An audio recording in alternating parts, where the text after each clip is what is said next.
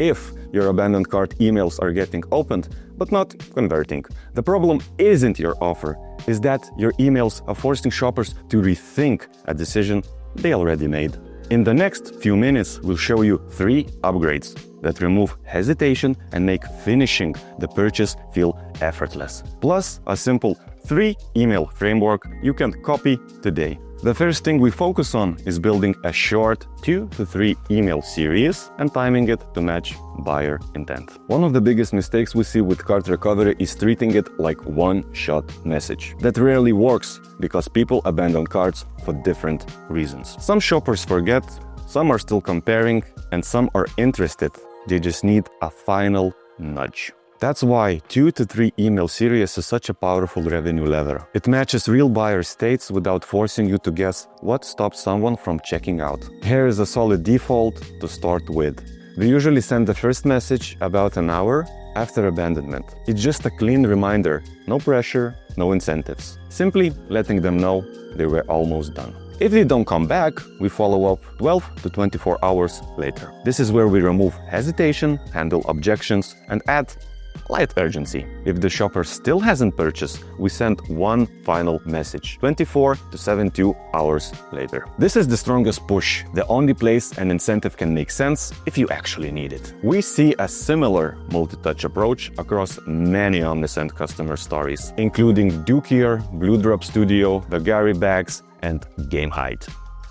It's different products, but they have the same idea, meeting the shoppers where they are. And there is a quick note on subject lines, because this is important. You need to keep them short, direct, and test 3 angles: curiosity, benefit, and urgency. When possible, we include the product or category. We also avoid spammy patterns like all caps, too many emojis, or act now. Finally, don't overlook the sender's name. Using a recognizable form name like your brand or brand theme, keeping it consistent, and using a real reply to address adds a small but important trust signal, especially for smaller brands. The second thing we focus on is bringing the abandoned items front and center. Your cart email should feel like a shortcut straight back to the checkout. Make the product section big and obvious with the following elements: large product name, price, variant if it matters, and most importantly, a deep link that takes them back to the pre-filled cart when they click. Then simplify the decision. Use one primary call to action above the fold, something like return to cart,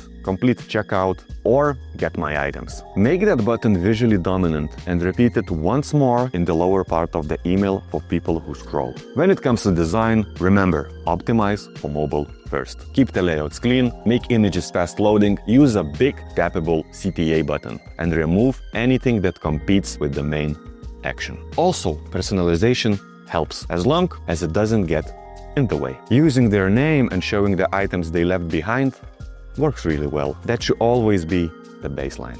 If you want to get a step further, keep it simple. You might change the message slightly for the new shoppers versus the returning ones, for bigger carts versus smaller carts, or based off the type of products they were looking at. Just be careful not to overdo it. Only add extra product suggestions if they don't pull any attention away from the main goal, which is getting them back to their cart. And the final step is helping people feel confident about their decision. Most shoppers aren't saying no, they're saying, I'm not sure yet.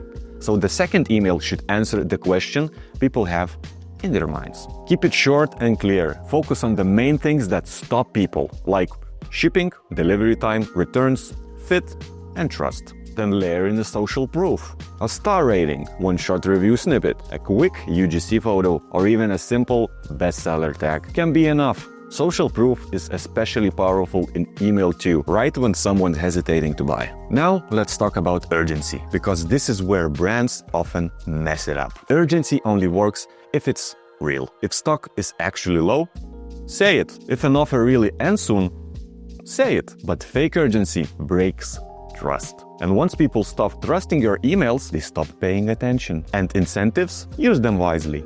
If you're going to give a discount, keep it selective. Consider using it only in the third email, for the first-time buyers or only for the higher margin items. And you don't always need a discount. Alternatives like a threshold for free shipping, a bonus gift, or extended returns can convert without training customers to wait for promo. You also notice brands at Omnisend stories like Bao La Machine, or Salomon Japan tend to nail this part. Clear reassurance, strong brand voice, and proof that makes the decision feel safe. Additionally, for a higher AOV or complex products, add a tiny support block in email too. One line like questions, plus chat or email, and a couple of quick links to shipping and returns. If customer indecision is common, consider a product quiz. This advanced tool is especially effective for fit-heavy categories like apparel or routine-based ones like skincare. But if it adds steps, skip it. In cart recovery, less friction